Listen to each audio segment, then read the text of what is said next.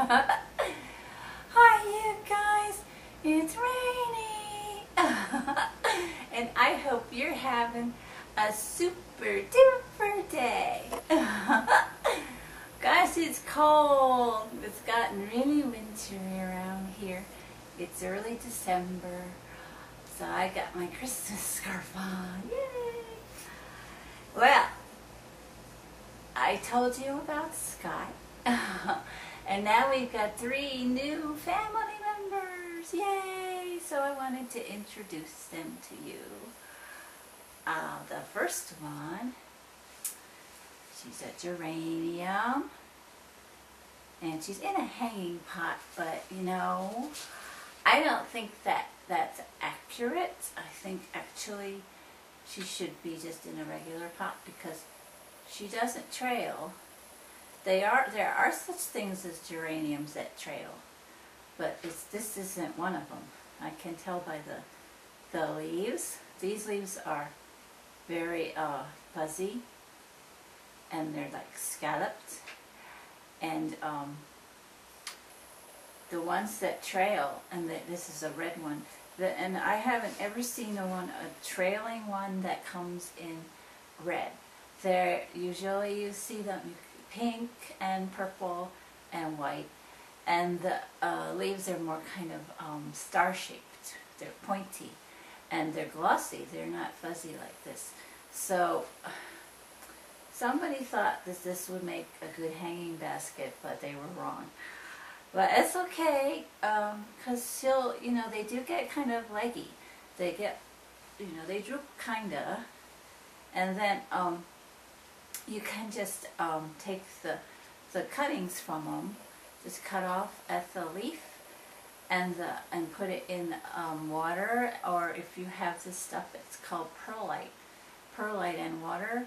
It's they call it like a potting medium. Actually, I think this has some in it. A lot of times they mix it in with the potting soil, and this might be some. It's white, tiny little white things, little specks there, and so is perlite.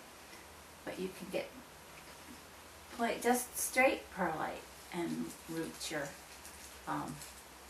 that's yuck, dead. Just root your cuttings in that, and they'll start rooting. Oh, and like in a couple of weeks. But this is this is a geranium. The geranium pelargonium. Geranium pelargonium, okay? And her name is Scarlett, and she hasn't talked yet. But yes, we had her a couple days now. Yay! And I just think she's pretty. I love the red. She lives in the dining room, which is a very sunny window.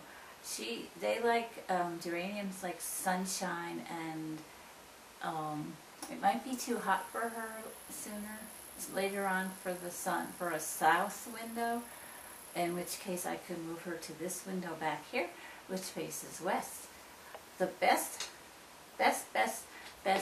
direction of for plant windows is east, which is morning sun, and west, which is afternoon sun. North it's really hard to grow plants like in like the north, in like a north window, because there's not much light. And if you want a plant that will bloom, it needs more sunshine. It gets more energy from the sunshine, and so it has to have sun. So you need to put a blooming plant in the east or west or south window. If you have a plant that's just foliage, then they're the ones that are going to be okay in a north window, but they're not going to be thrilled either. So nobody really likes north windows if you're a plant.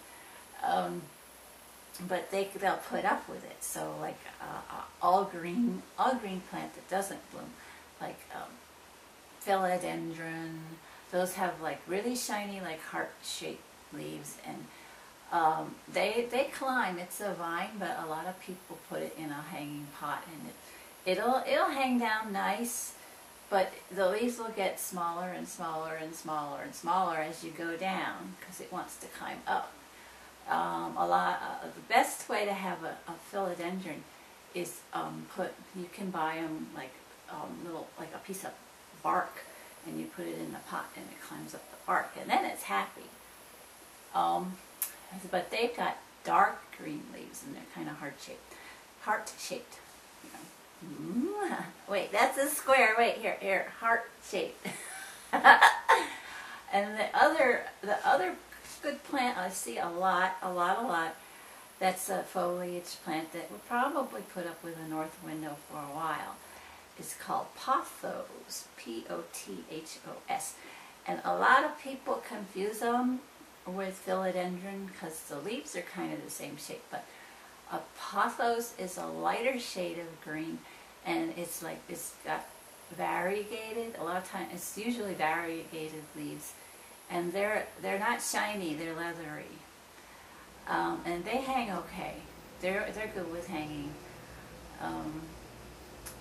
but they get kind of, you have to trim them because they get leggy. They get like more stem than leaf on them, and then get kind of ugly looking.